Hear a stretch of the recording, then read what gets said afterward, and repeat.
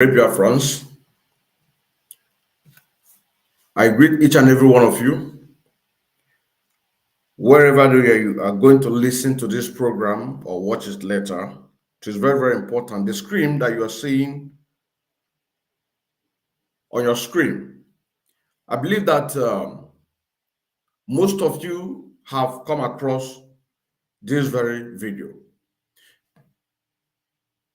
Thanks for joining. I believe that most of you have come across this very video. Myself, I have come across it. Matter of fact, I'm one of the first media that uploaded this very video. But you know, one thing about the importance of the things that matter, our eyes always shy away from those things. I remember sometime when our leader Mazen the kind of making broadcast, he said that the Croatians, which the people that we refer as white people, that if they want to hide a secret, they will go to the book. They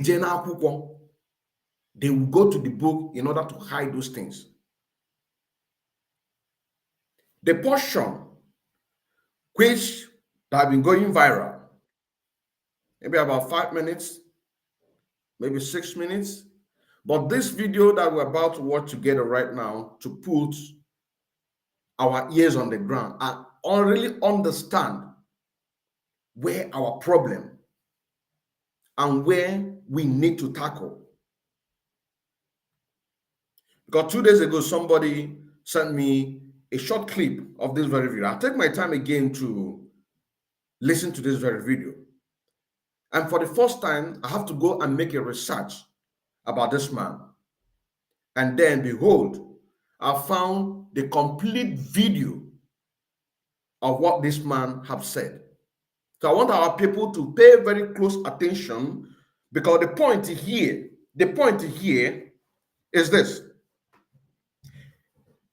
The Americans and the Westerners, including China, what they are interested is our natural resources.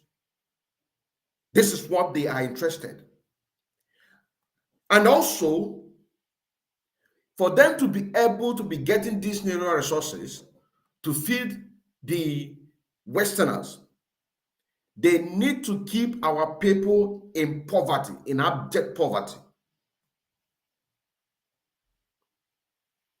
And whosoever that is going to be elected in office must be their servant. We are here to make this very analysis the way we can be able to do it, so that our people can really understand where and what we need to do if we are not doing much, or where our mindset need to be going. The Westerners want Africans to remain in abject poverty so that they can control. It's like using poverty as a weapon to control the people. You are in control of money. They are in control of money. And bunch of Africans are being starved. You know what I'm saying now?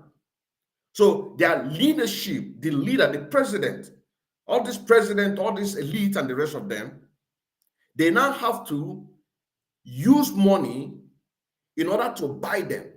They use money in order to force them to be corrupt. This very video will show you that it is the Croatians. They are the people that brought corruption in our domain. They force the political elite for them to be corrupt. In other words, so that they can be able to control them, for them to be able to be getting the natural resources which they need.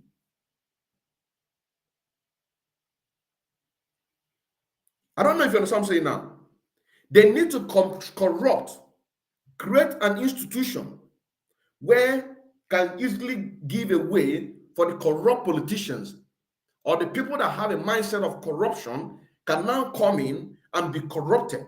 So once they are corrupted, they now hold them on their balls to control them.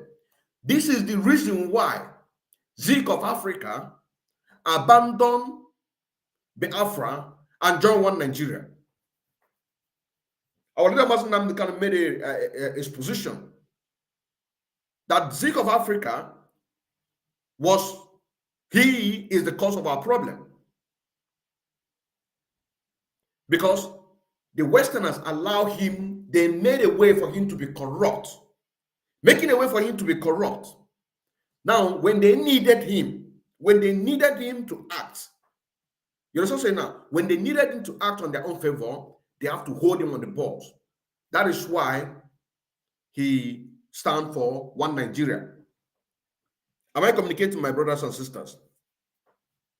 This is the architect. These are the people manipulating these things, creating these confusions. You also say now, creating this confusion in order to be sucking our natural resources, our gold, our diamond, our oil, gas, any natural resources in Africa. They made this very creation so that our mindset will not be going towards that direction. You also say now, will not be going towards that direction. So in this very freedom of ours today, if we want to halt the Westerners, to force them to support Biafra in Biafra land, we need to go for their pipeline. You also say now, we need to go for their pipeline, because if the answer or answer to the effect, something that is going to affect them so deeply, it's the resources that they are taking. From this video, you're going to hear it. You also say now, what they are after is the resources. They are not after to enrich the people, to create development, industrialization. They won't even allow African country to be industrialized. You see, there's a reason why that when Obasanjo came in, he began to fight Ibeto. He took the license of Ibeto. I want people to understand that in 1963 to 1970 Biafran War, it is not we that made that very war. It is not we that look for it. It is the handwork of the Westerners, because they see how the eastern region of Nigeria at that time was progressing under Dr. Bara. Our leader made this very exposition. It is not our own making, because the Nigeria was created to become an economic and a company. Nigeria was created to become a company. It was not created for a human development. It was created for the beneficiary of the Westerners, for them to use it as money to make money. And that is why they handed Nigeria to the Fulanis, because they came to Yoruba land. Yoruba and the Biafrans rejected them.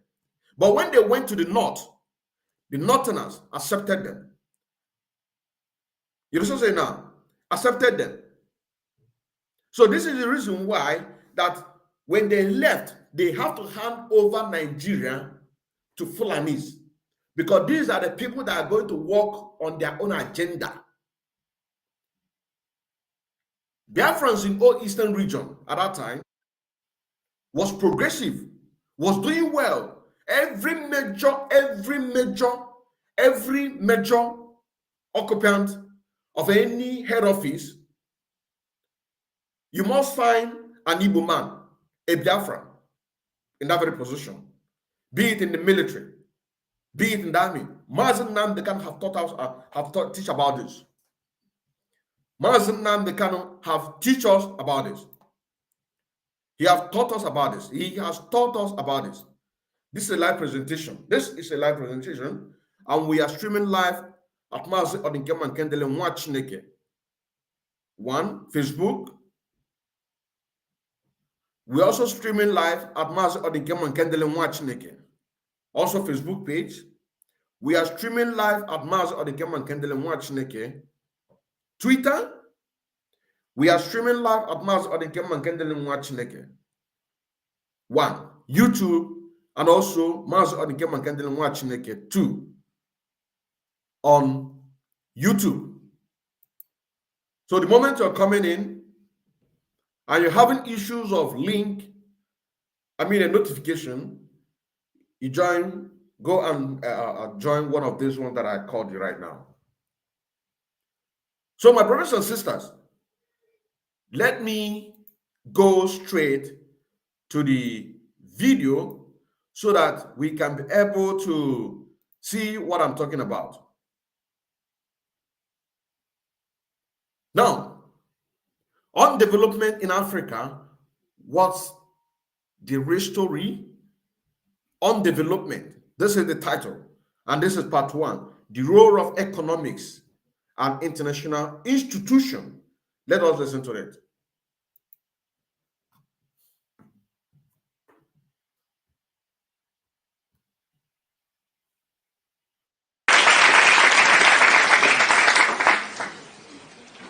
So I must thank the Critical Collective again for inviting me. I thought they never would after the last bad thing that I said. I must have upset lots of people, I'm sure. Every time I make a presentation, I upset lots of people, but never the Critical Collective, so we must be thinking alike. The man is a professor. He's a professor of economics. And the man is one of the devilish professor in economics that produce ideology to suppress Africa. To suppress Africa. That is to say, which what they confirmed here, that what they needed is our oil, our natural resources. And that is why I said, for we Africans to affect the Westerners so hard, we need to go after the pipeline. We need to go after the pipeline. The moment we begin to go after the pipeline, then you will now see that they will release Mazindan Kanu and they will grant us referendum. They must. They must. You know what I'm saying now? But not that they are not going to use every necessary means in order to do what? To fight and to stop what we are doing. I am not saying that they are going to back off without a fight. They are going to fight. They are going to employ a different type of mechanism in order to make sure that they put us the place that we are supposed to be, which is abject poverty. So that they can put people like Efa and Yoba to be controlling us. That is why it is very, very important. It is very, very important in this very quest of Biafran freedom. If you are a freedom fighter, you need to be upright. You know what I'm saying now? Because a time will come when your service will be needed. A time will come when your service will be needed. A time will come when people like you will be needed to hold a certain position. If you are compromised, if you are always people that love to buy a favor because this person is in a certain position and you decided to befriend that very person, to make him or her very happy at all times, then you are a money worshiper, but you don't know it. But if you are a man of integrity, you have to stand and speak the truth at all times, no matter what it takes. Because a time will come when people like that will be needed to hold certain positions. You understand say now? And that time is coming very closely. That time is coming very closely. The pipeline in the Afro land need to be destroyed. It needs to be destroyed. Talking about sit at home is a good thing, is a wonderful thing. It's good for our people, for their consciously mind to awaken. It's good for their mind. It's good for their mind. It's good for their consciousness. For them to know that they have a role to play. It is a protest. It is a protest in order to protest against the Nigerian state by sitting at home. But let me tell you also, the Zoo Nigerian government, they love it that our people are sitting at home because it is helping them to impoverish our people. But then the advantage and the things that we need to begin to talk about, how are we going to use the sit at home in order to do what? To put in our own advantage. Is for us to have a searchlight. Is for us to have a satellite in the sky. Once we have a satellite in the sky, then anytime sit at home is being declared for people to sit at home, we will now project it for the whole world to see. So if they are making reference, they will be making reference the date on this sensor date, and this is the evidence of the satellite. People are sitting at home, and now when people begin to ask, why are they sitting at home? They are sitting at home because they are protesting against the Nigerian state for unjustly killings, which of course there is no killing that is justly. Raping, destruction of properties, marginalization. They are asking for the unconditional release of their leader, and they also for referendum. So these are the things, because if you think that sitting at home is affecting Nigerian government, forget it. Forget whenever they come out and write on the social media to say that they are losing $10 billion, that they are losing $10 billion every month. Every Monday. That is a typical lie. They are not losing anything. They are projecting that very information outside. You know what I'm saying now? They are projecting that very information outside for you to believe that it is hurting them. It is not hurting them. The only thing that will affect them is the pipeline that has been mounted from the Afro land to Sokoto and the Niger and the rest of them. That is where you will now begin to see they will now begin to take us serious. Not only sit at home. Sit at home without having a searchlight on the sky.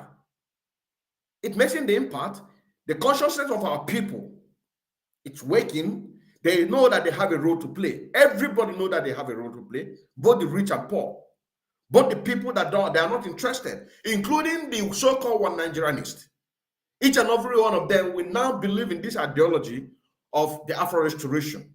But we need to have a satellite in the sky that can now be able to be projecting to the world that, yes, this is what these people are doing.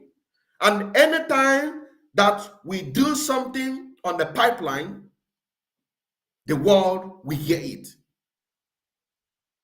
The news will go viral. You know what I'm saying now? Because it has now affected their incoming. So never believe anything somebody will tell you that the sit at home is affecting Nigerian government. It is not affecting Nigerian government. Rather, it is helping us to wake the consciousness of our people so that for them to be ready. Now we have to use all these mechanisms for our own benefit. We have to use it for our own benefit. So never believe anybody coming out to tell you that they are losing $10 billion every Monday sit at home. That is a typical. They just want to make it for you to believe that you are hurting them.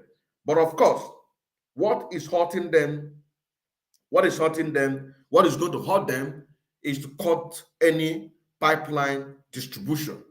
So this is the point here. And from this very video that we're about to watch right now, you will now begin to hear these things. I congratulate them, really. It's amazing to see so many people here. And I also congratulate scholars for linking again with Critical Collective. It's been some time, and I hope this partnership continues and flourishes, because this is just amazing to see the number of people. I have to apologize for two things. The first is I have to apologize in advance. I'm not an expert on Africa. What I'm going to offer you, perhaps it's not enough, but it's some commonsensical observations. I hope it's common sense. But sometimes it's better not to be an expert, you know, to be able to see things from slightly afar. The second thing is, I'm wearing the wrong trousers. I was fixing my bike, so I wore my old trousers, and so please don't video this part, because my wife will immediately divorce me. Okay, so what I'm going to try and do is just give you some charts and a couple of tables, just to paint a little bit of a picture that you already know. Okay, so what this presentation is fundamentally designed to say is this. Africa, historically, sub-Saharan Africa, has been fundamental to the global prosperity of the advanced countries. Okay? And Africa had a role to play. It has a role as a raw material producer. We will not allow sub-Saharan Africa to escape that. Okay, we do everything to keep sub-Saharan Africa where it is, also impoverished. It's absolutely vital for the prosperity of everyone else. So let's get clear about that. Okay, and this means all the economic structures, all the global institutions, and the economics we teach everyone is all designed to keep Africa exactly where it is. And whether it is Europe or US or now China, it's always the same. We need Africa to be impoverished because we need those raw materials and we need them dirt cheap. Okay, so that's the message. It doesn't mean to say that there's nothing Africans can do. Of course there is.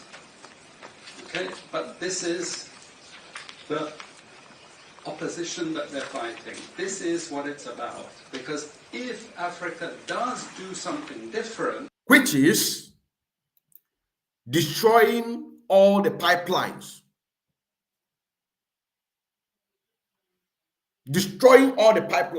all the pipeline that is supplying oil, that is one of the things that they are talking about. You know what I'm saying now? All the people, all the foreigners coming into Africa to export and to mine, all of them being chased away. A total revolution in all Africa. But our people in Biafran restoration, our people in Biafra land, need to really understand this very point. He is talking about Africa in general.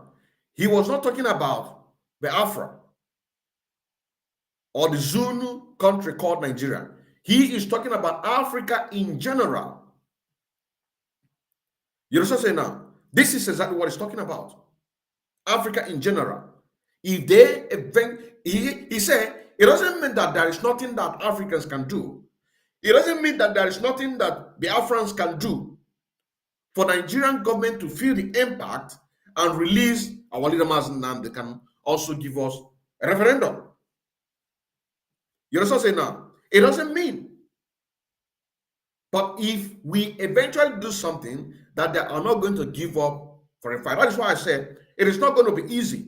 And it is not only sit at home. Sit at home is very, very good, but we need to have a searchlight up there.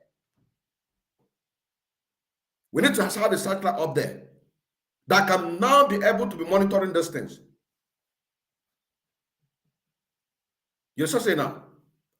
Let's continue. I assure you, living standards of all those in Europe and North America. Let me take you back.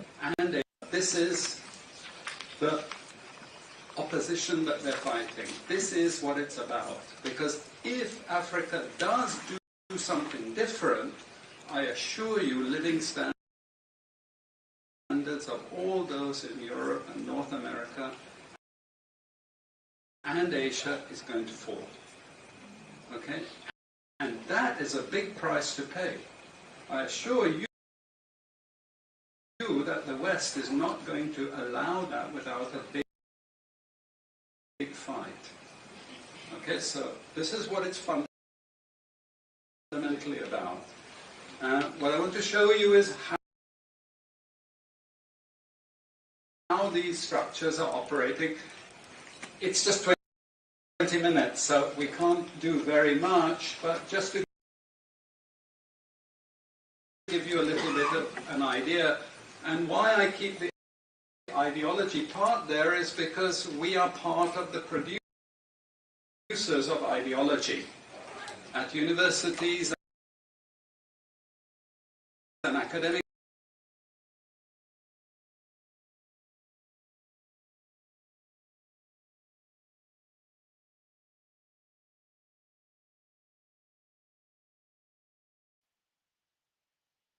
You see, this is exactly what we are talking about. The ideology, everything was created for Africa to remain in abject poverty. They are the people that created it. You also say now, they are the people that created it. They created it so that our people will remain in abject poverty. You also say now, the reason why they created it. And yet they will still be blaming you, telling you that you are the reason why that you are poor. They will be telling you that you are the reason why you are poor. But they are the creator of the corruption. They are the creator of the problem that we are facing. Do you see the reason why and the type of condition that they give Bola Ahmed Tinubu, despite the fact the criminal case that the Americans have against him? So America supported him. They supported him because of that very corruption, they are going to use him, and they're already using him. That is the reason why immediately he comes in, he now have to remove fuel subsidy because people need to suffer. Because people need to suffer. They are wondering how our people, our Biafran brothers, all over the world, all over the zoo, Nigeria, are making dorime. Even in hardship, you will see our brothers making dorime. Making dorime. So they are wondering, in any situation that our people find themselves, you always see them come out glory. So Tinubu have to call, immediately he comes in, he have to remove the fuel subsidy. Immediately you remove fuel subsidy, that is part of the agreement. That is part of the agreement. So that the people need to suffer. They want our people to suffer so that they will remain under the manipulation and control. You also say now, this is it. And then you now see an idea that they brought about recently, say that they are going to give 8,000 palliative. They are going to give 8,000 naira palliative. 8,000 naira palliative. But then 103 people that was killed during the Lekki massacre, Ensas massacre. One soul need to be buried with 500 595,000 naira. 595,000 naira. One person. So the debt cost 595,000 naira times 103. You are now getting a figure of 61,285,000 naira. You understand what I'm saying now?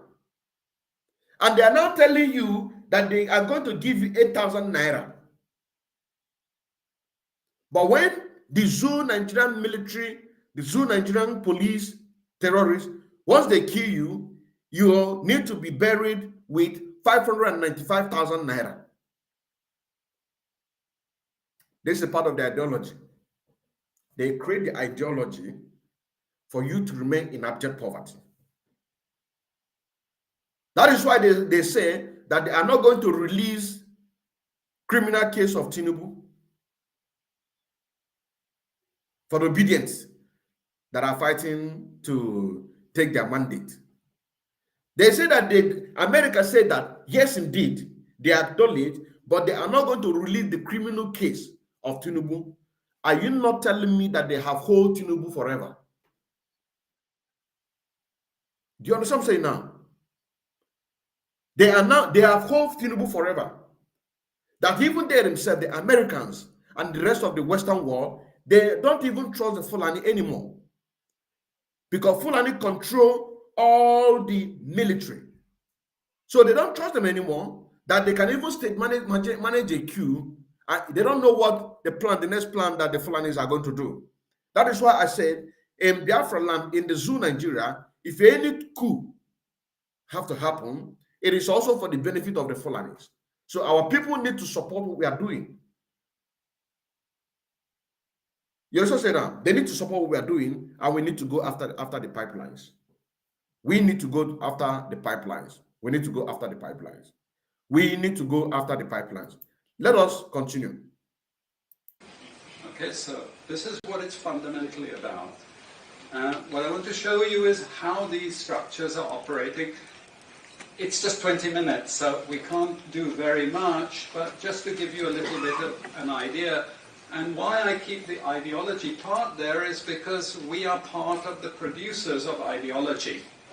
At universities and academic institutions, we are complicit in this whole enterprise. Okay, so the job of many Western academics is to convince Africans they have to keep doing what they're doing.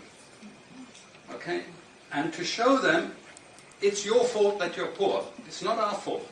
It's your fault that you're poor. You know, so this is what we do in academic institutions, and I want to show that as well. We just start. This is what it's basically about, so you know what it's about. But I want to just show you the extent to which Africa is specializing in the production of raw materials and basic agricultural goods.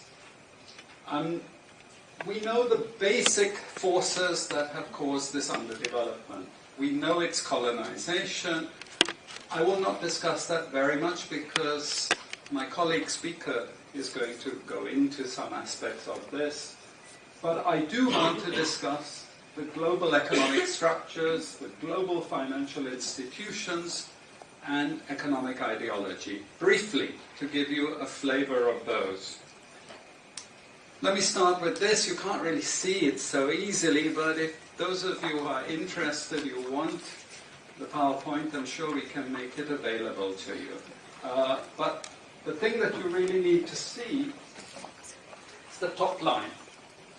Okay? And the extent of dependency is captured by this statistic at the top. Okay?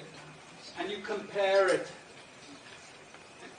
with all other income groups, and what you see is essentially in that one statistic how dependent sub-Saharan Africa is on raw material production. Okay, this is the very heart of what makes sub-Saharan Africa beat. Okay, here, just to have a look at one very important additional statistic. With all this export coming from sub-Saharan Africa, how much does sub-Saharan Africa account for in terms of global trade value? We know there are vast resources coming from there, but look at the bottom line in terms of global trade value. Look at that. In terms of global trade value, in terms of global trade value of the resources that are taken from Africa. From this very video that you are watching right now, the bone of contention of these is this, that we need to go after every pipeline that is being supplying oil to the Westerners. Because the seat at home that we see today, it is not affecting Nigerian government. The seat at home is a wake up for the consciousness of our people, including the people that stand for one Nigeria. You know what I'm saying now? Now, that seat at home, we need to also show the world through searchlight. So we need a searchlight. We need a searchlight up in the air. So that anytime that is sit at home, for example, this very sit at home that is going on right now, it can now be projecting to the world that this is the decision of the people of Biafra. This is their decision. They have making their decision that they don't want Nigeria. And you can see that every Monday, you can see that there is a 2-way sit at home. You can see that the 3-way sit at home. You can see there is 4-way sit at home, 5-way sit at home, 6-way sit at home, 7-way sit at home, 2-month sit at home. It will be projecting through the satellite.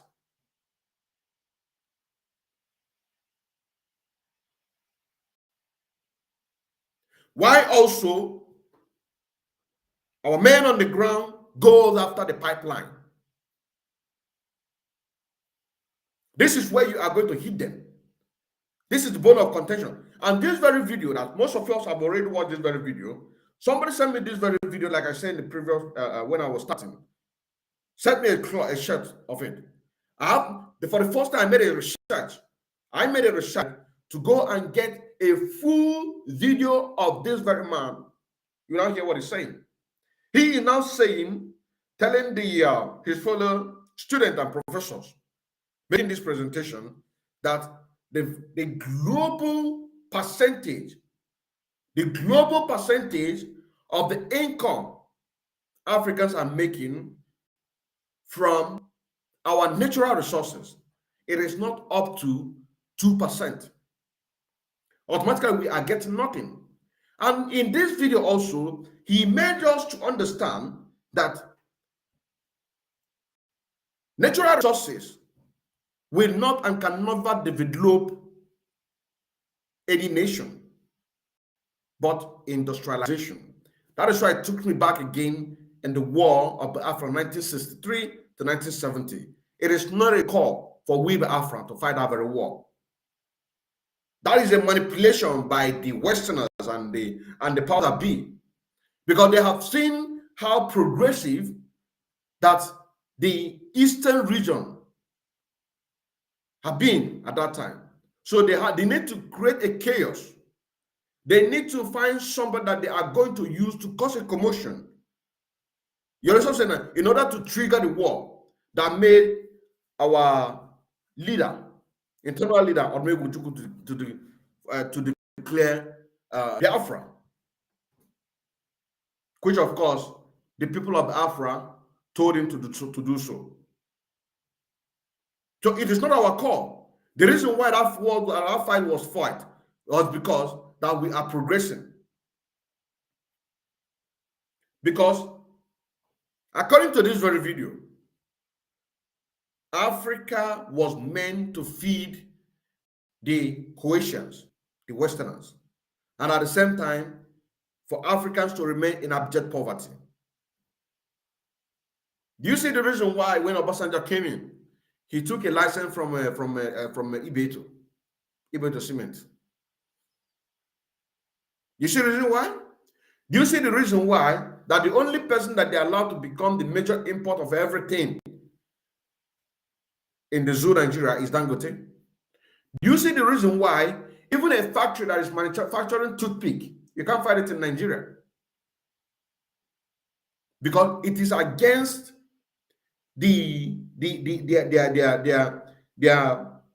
is against their constitution, their secret constitution that they took before occupying any position. They must not allow anybody, any country of Africa, to have a vast or aggressive manufacturing of any kind. The only thing that can be able to liberate Africa from poverty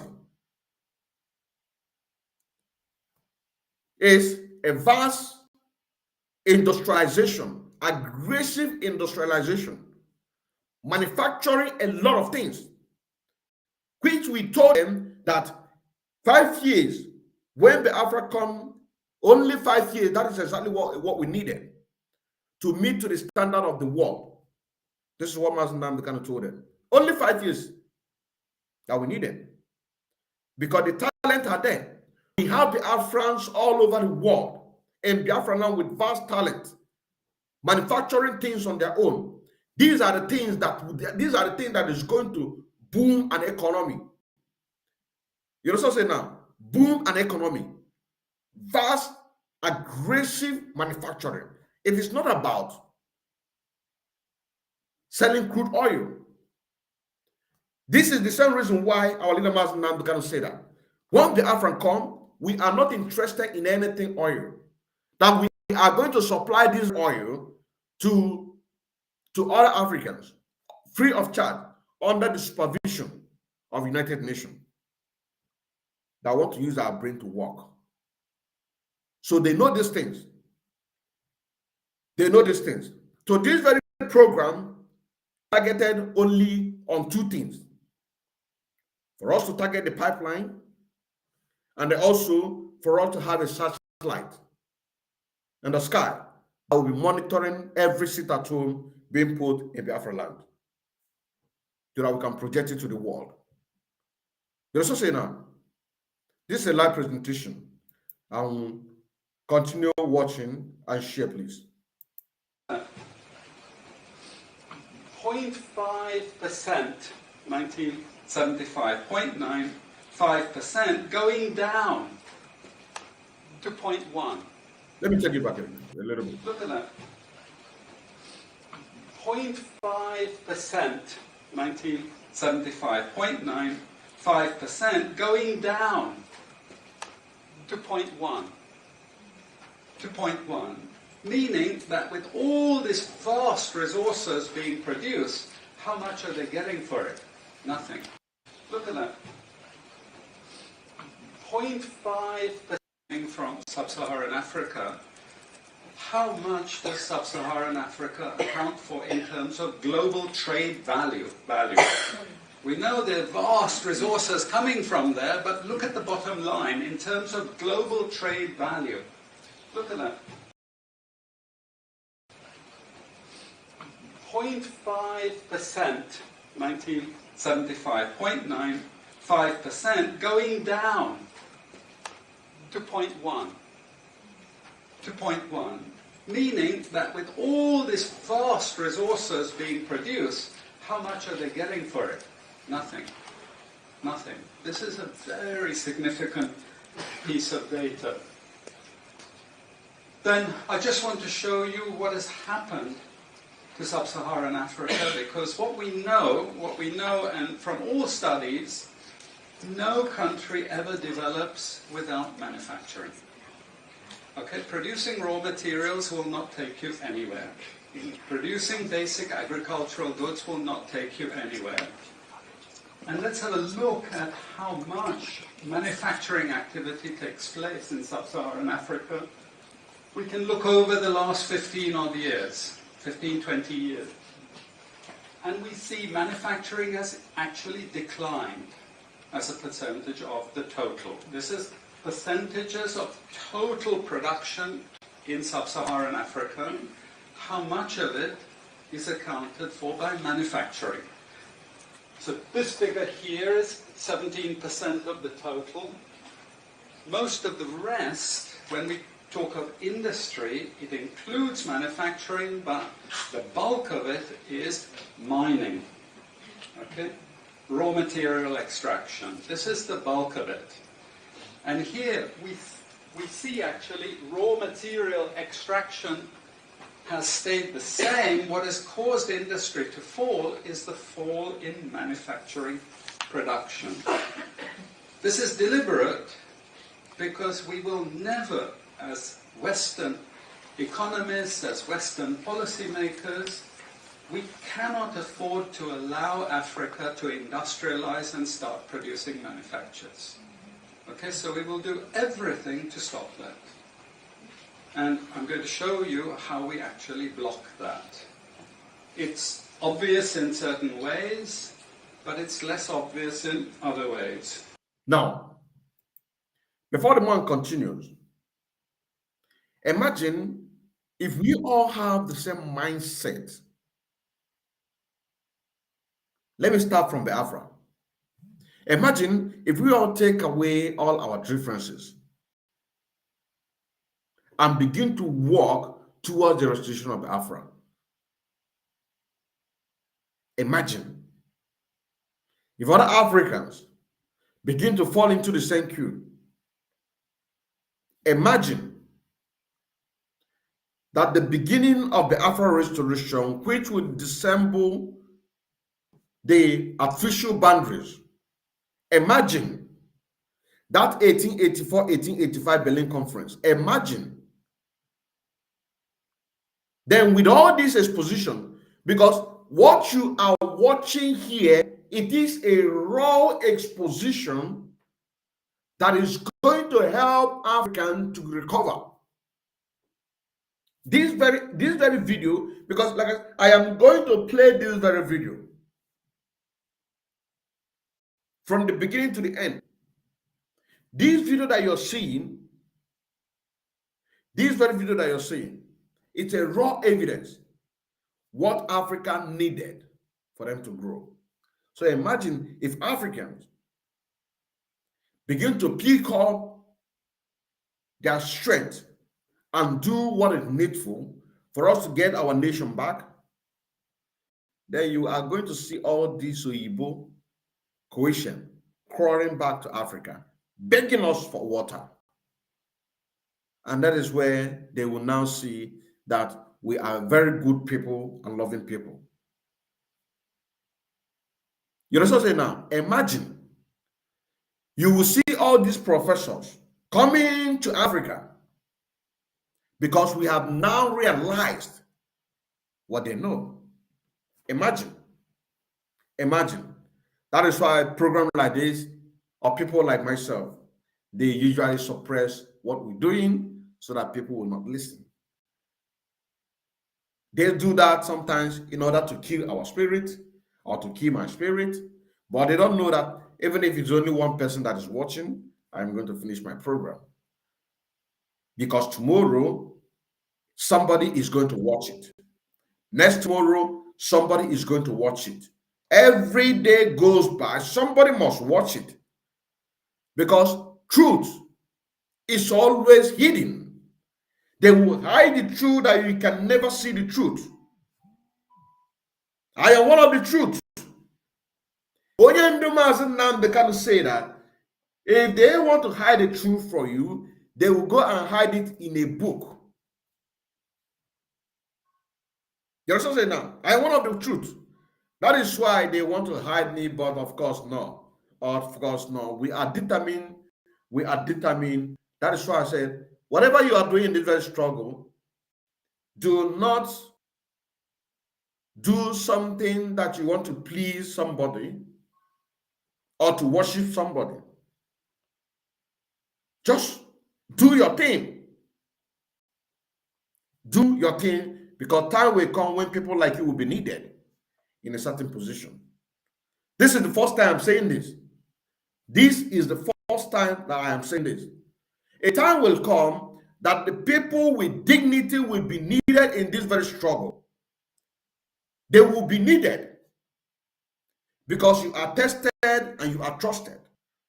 This is the very first time I am saying this. A time will come, and that time is very near. That time is very near, that when the dignity people are the people that are going to be chosen in order to do the work of God, to do the work of God. That time is coming. So the bone of contention of this very program, number one, pipeline that is supplying oil to every northern state need to be destroyed. The Nigerian government and their counterparts, Europeans and the Western powers, to really know that we are serious. Release Mazen Nnamdi Kanu for us. Grant us a referendum for us to decide, because we have now opened our eyes. Second is that we need to have a searchlight on the air. We need to have a searchlight on the air. And whenever there is sit at home, we can now be able to be projecting these things before the international community. You're also saying now. Let's continue.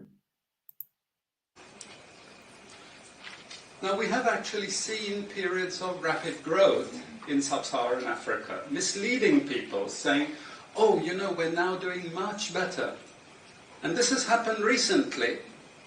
Recently, I've had students come and tell me, we've done much better now. And you can see growth rates rose quite sharply in recent times. Now are starting to go again down. But if you look historically, the same thing happened earlier. Why? Because in these two periods, we had East Asian rapid industrialization processes. So in the earlier period, we had Japan and Korea and Taiwan.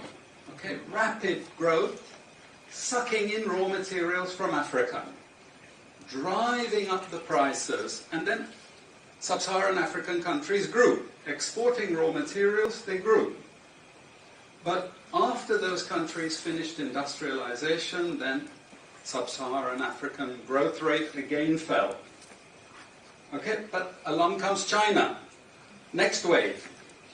Okay, again, sub-Saharan African growth rises, but now China is going down. As many of you now know from the press, China is going down. But sub-Saharan Africa is going down even faster.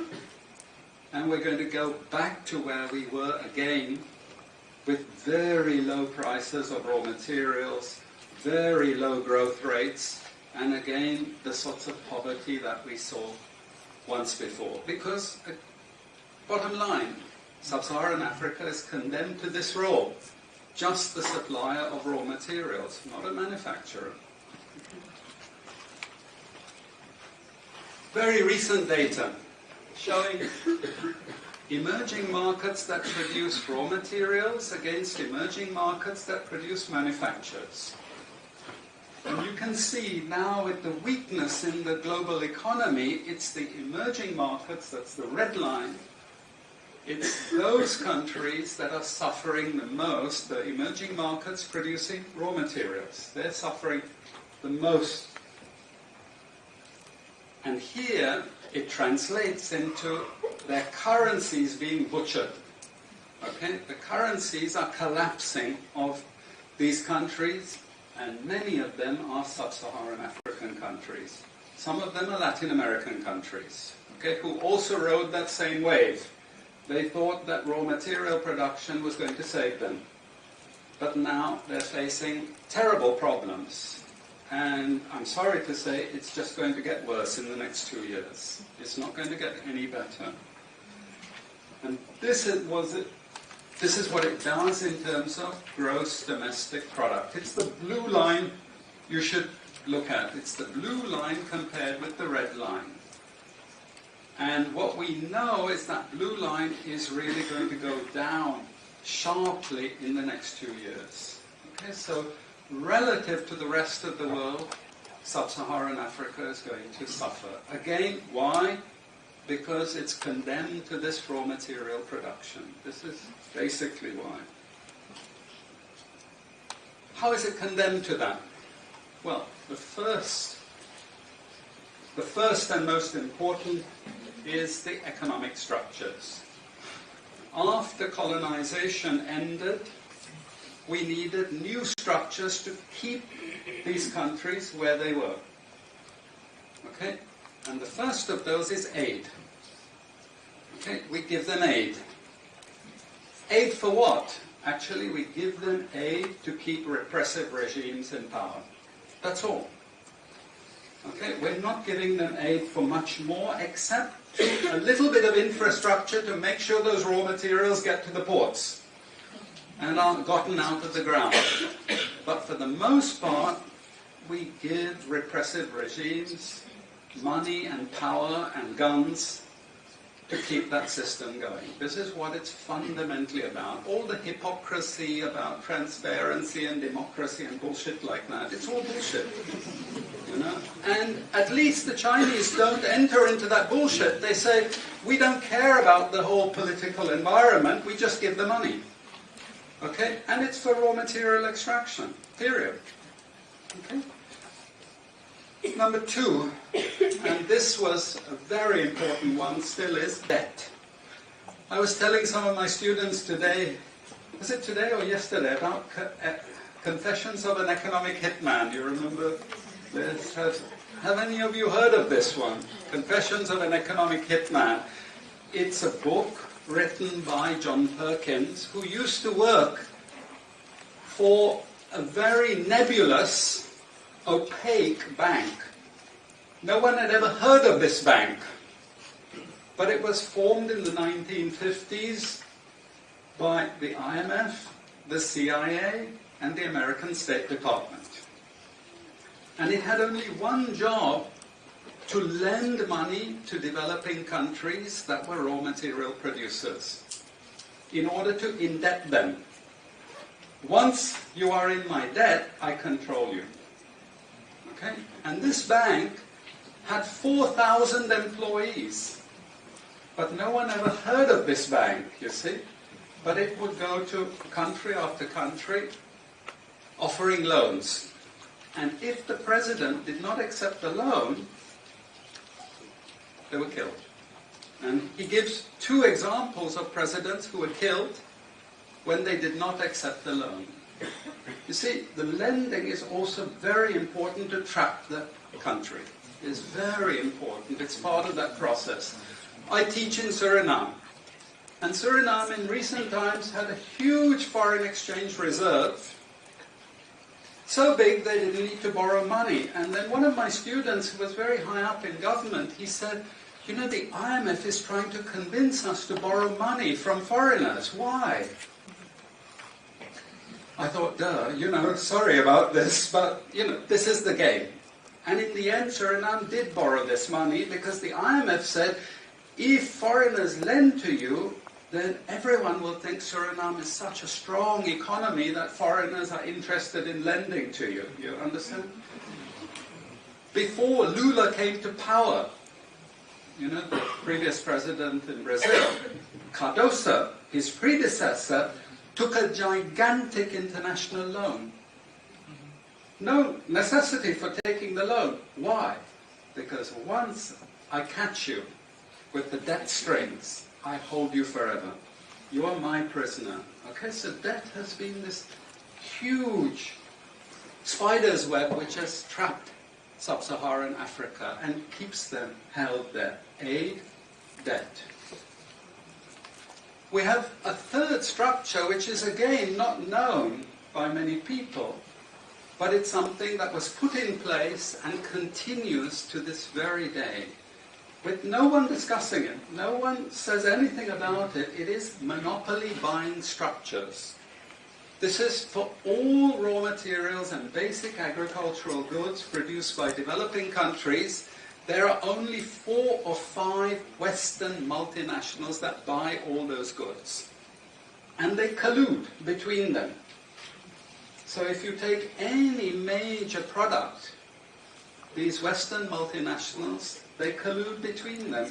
Even if we go down to banana production, we had a PhD done here at the ISS, and the person showed that the 4 or 5 major multinationals, they collude, and in order to make sure they control is total, what they do is they force all the producers to produce the same uniform banana. You know, the crap you buy in the West and has no taste at all. You go to any developing country, you know how a banana tastes, don't you? There's so many of them, lots of varieties, but we only market 1 or 2 types, so we have control, you see. If you don't produce at the price I want you to produce, I go to the next country. You see, we get control. So these buyers, they impose that control, and they keep pushing the prices down and down and down. Okay, this is the game. No one says anything about it. There are no commissions of inquiry to say, this is illegal, what you're doing. The WTO has nothing to say about this. But sorry to say, you know, if banana prices rose 10 times, especially for people like me who love bananas, okay, I protest. I like my living standards. Okay, it's the same with all the other raw materials, you see. We're all benefiting, we're complicit. We're actually complicit in this because we will protest and shout out if the situation ever changed. Okay, now we come to those international institutions. And I must tell you this, from the outset, don't think of them as wicked. IMF, World Bank, WTO. We always think evil creatures, horrible. It's not. It's just economics. It's economic warfare. The rich declare war on the poor. It happens everywhere. It happens in a country. The rich control the government. Of course they do. You really believe you have democracy? Come on. You know, I mean, grow up. This is not about people living in democratic systems. What we have is the rich control. The rich set up these institutions explicitly to control the poor countries. And they don't give them much room for maneuver.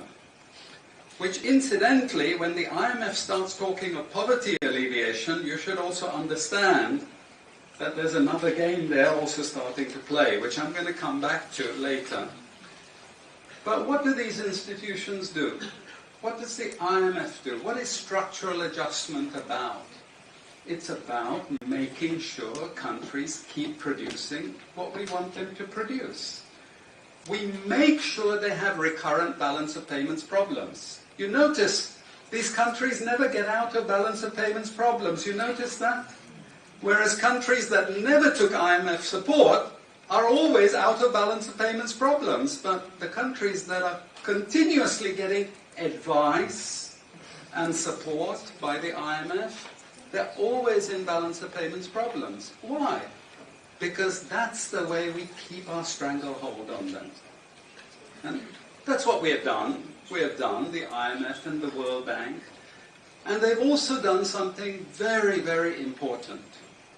And that is they have destroyed the self-sufficiency of these countries. Colonization started it. Okay? One of the most important things is we destroy food self-sufficiency. Okay? And the World Bank continued it. They forced most countries to eliminate all food subsidies and food support.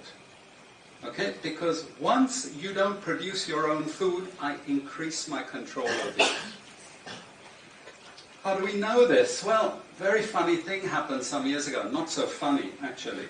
It involved starvation of a large number of people in Malawi. Okay? Many of you could remember this because it was really tragic. But the Malawian finance minister, who was under terrible threat at the time, suddenly broke ranks and he said, well, you know why we had this famine? Because one of the conditions of the loan given by the World Bank was we destroyed all our grain surplus stocks. Why? Because remember, we want you dependent. 1970s, the US Senate, the US Congress said, we will not allow Latin America to produce their own food. We will start a strategy involving the IMF and the World Bank to destroy food self-sufficiency of Latin America. Then they will indeed be our true backyard. And that's exactly what they've done. Look at all the Latin American countries. Look at them. They used to be food self-sufficient, but they're no longer food self-sufficient. Now here comes the kicker. This is the beautiful part of it. I congratulate them. You know, I admire them because they do it so well. Okay? I know it sounds really perverse, but we have now in the WTO something called the Agreement on Agriculture. Okay? You know what that Agreement on Agriculture states? It says, if you don't have any subsidies, you're not allowed to put these subsidies on food. But if you have subsidies and income support for food production, you can keep them. Who has all the subsidies and income support? US, Europe. The largest budgets in the world for supporting their farmers are Europe and US. But the World Bank and IMF have destroyed all those subsidies. You see, all those subsidies have been destroyed. And now we're telling these countries, you don't have subsidies, tough luck, you know. You see, we're keeping them dependent. We're keeping them on a string. I have 5 minutes, so I have to be choosy about what I say next. We have lots of examples in the WTO to really stop Africa industrializing. This is the crucial thing. We cannot allow them to produce manufacturers. It's not difficult. Trust me, it's not difficult. We need nationalist governments. We need them committed to industrialization, and it won't take them a decade to move out from where they are. This is the fundamental point. It's not difficult. But this next round of the WTO is designed to block that. If we had time, I would go through all the different things that they're trying to put into place to block anyone else getting on top of the ladder. You've read this book of Hajun Chang, Kicking Away the Ladder. You see, when we become rich, we make sure the others can't climb up the ladder and join us. Okay? And this is what this next Doha round is about. It's to make sure, especially sub-Saharan African countries, do not escape. Since I have about 3 minutes left, I'm going to go to this economic ideology thing, because this is important for academics. You see, we teach, in many cases, garbage, and it doesn't hurt anyone, a lot of this garbage. You know, it's just blah, blah, blah, blah, blah. And we don't know what we have learned, but anyway, we were there at the university and you got a certificate and you go away and you feel you've learned something. But sometimes we teach very destructive things. And no more important than when we're teaching people from developing countries. Okay? And one of those very damaging and destructive things is the doctrine of comparative advantage. It's a lie from beginning to end. It's utter crap. It has been decimated many times, but we keep it in every curriculum.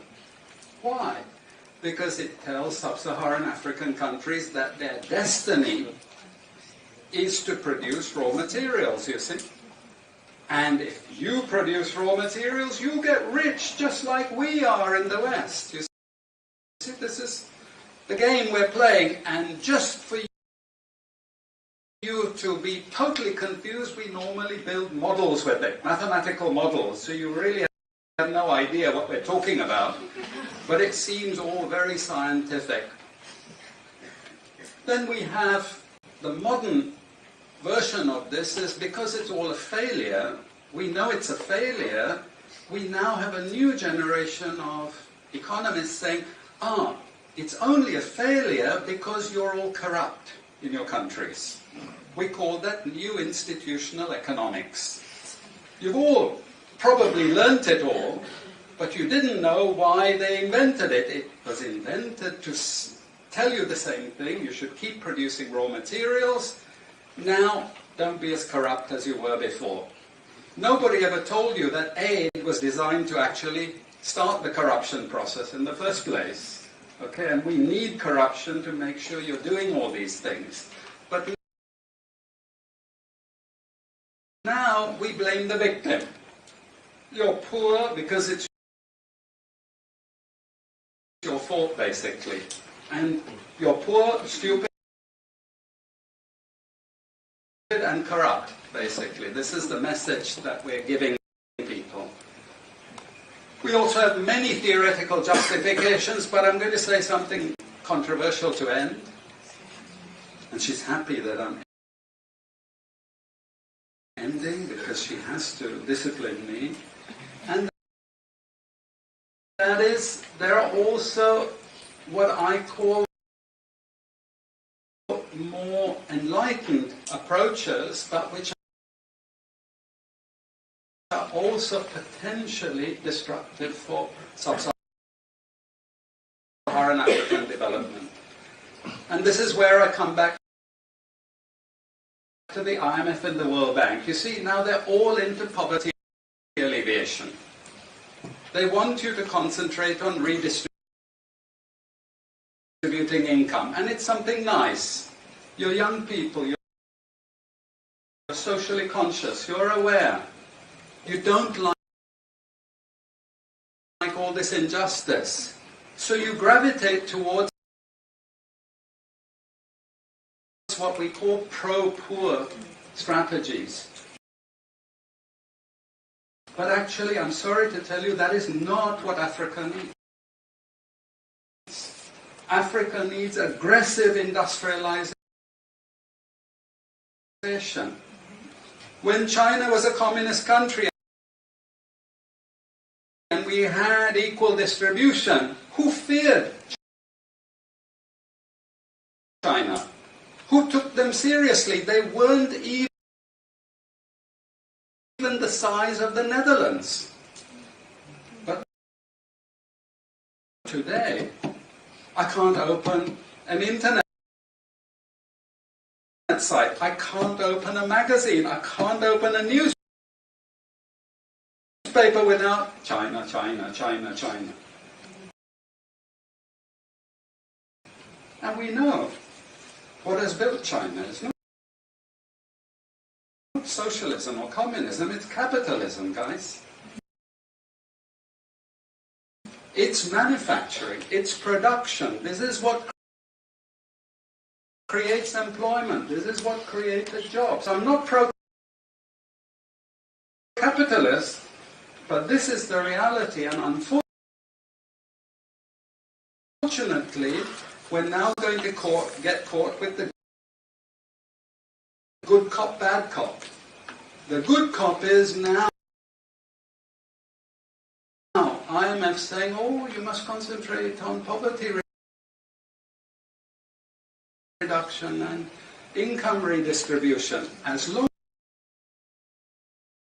as we can take you away from industrialization. This is the crucial thing, you know. I leave it at that. And I'm sorry I took so much. You see, that is why I say that this is a great exposition. So we already know our problems. And now, the solution is before us. Begin to destroy all the pipelines. Have a satellite on the sky that will project to the world that, yes, indeed, the Biafrans want to have their independence. I'm going to post this very video again on my channel so that other people can be able to have access to it. Complete 29 minutes 38 seconds of this very video. Then sometime by tomorrow or next, there is another exposition similar to this, an exposition against this very evil agenda from one of theirs. We can also go through it together. And on this note, I say good evening.